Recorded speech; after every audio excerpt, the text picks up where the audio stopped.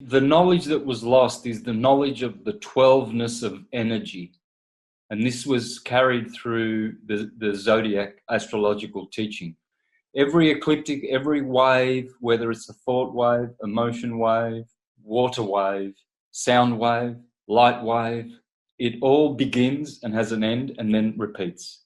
It's cyclical. And it's represented as a frequency, okay? So where it starts is always in the center. And then what happens is at the same time as it goes up and then back to the center and then down again, the opposite is happening.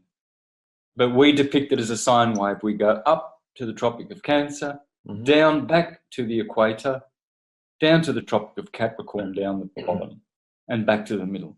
The secret is in knowing about the Tropic of Cancer and the Tropic of Capricorn down the bottom. The sun shows you this every year, like the scarabus, which is another way of saying scarab.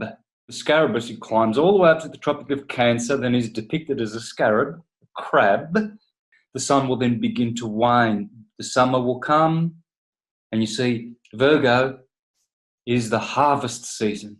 And then Libra is where the grapes that grew under Leo and harvested in Virgo are pressed on the wine press of the scales of Libra.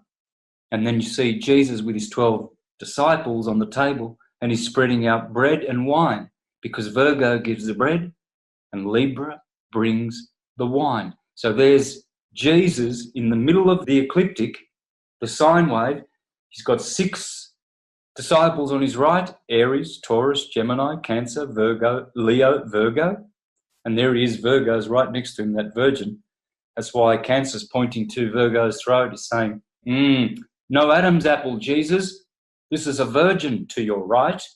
And then you see to his left, you see Leonardo da Vinci paints a green disciple with his arms outstretched, just like the scales of Libra, green, Venus. That's the equinox, Judgment Day, Rosh Hashanah, Festival of Tabernacles, of Tents, Libra, Tishri. Those scales represent the justice and the judgment of the sign of Libra on the 23rd of September. Because there the sun is judged at the equinox, standing between 12 hours of day, 12 hours of night. And it's in the middle of the ecliptic at 180 degrees. That's its position. And you weigh the truth in the scales. Also in the Egyptian motif, where the dead go into a mentet, the underworld, and you see the scales, and your heart is weighed against a feather, which are the same word, anagrams of each other, heart, feather. And so if your heart is heavier than the feather, well, there's only one saviour that can help you from hell. That's the Son of God, Horus, the son of Osiris, or Jesus, another word. Remember, Jesus is always the Son. Christ is the Father. Those scales of justice, they are there as the 7th sign of the zodiac, because it's the middle of every sine wave, signalling that position of Libra. The judgment of God, Judgment Day, and then the fall. The sun falls all the way down to Christmas, where it's crucified at Christmas. So when you study the ecliptic and you see all of these festivities on the ecliptic, and you see how the sun goes up to summer and down to winter, Cancer, Capricorn, and you see this, you begin to understand, well, energy might not just be 2 things, positive, negative.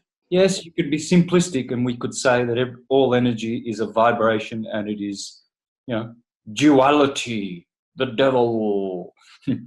Everyone's afraid of duality. It's so scary. In fact, Pythagoras spat on the ground at the number 2 when his disciples mentioned 2. Pah!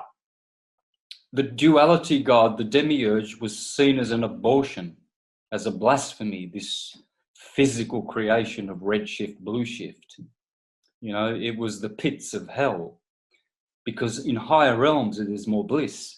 In the physical realm, there is only suffering, because it's duality. So this 2ness is how God, the one, the monad being an anagram for Adam, and atom, the unit, becomes the dyad god, the god of creation, redshift, blue shift. And this is the creator. What this world produces can only be seen from that perspective with the physical eyes. That's why we have two eyes. So where are people going? They're waking up, and they're going to learn how nature works as a 12ness, not a 2ness. That's why the 2ness was spat at by Pythagoras, not because it was evil, but because people are stuck there. There are 12 frequencies along that ecliptic, and the 12 signs teach you the 12 frequencies of every wave. And in church, they tell you that it's the devil.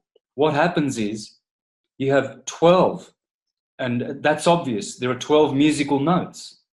There are 12 full spectrum colors along the electromagnetic. The rainbow has 7 in them, but if you put the spectrum and spread it out more, there are 12. And 12 is in everything. The dodecahedron, which is the ether polyhedra. And so dodeca means 12. Carbon.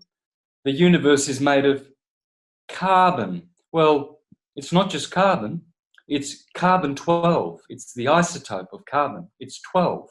And it's 99.99999% of everything that is solid is carbon 12. And carbon 12 is able to construct with its properties the physical material world through the dodecahedron, which is the polyhedra of the ether. Hence we get words like Ethernet. Yeah, that's the same ether that Einstein said doesn't exist. That's fairy talk, you know. And whereas Tesla only acknowledged the ether, yes. Marconi, Luigi Gina, they all work with the ether, all the real geniuses, the ones who invented stuff. Einstein didn't invent anything.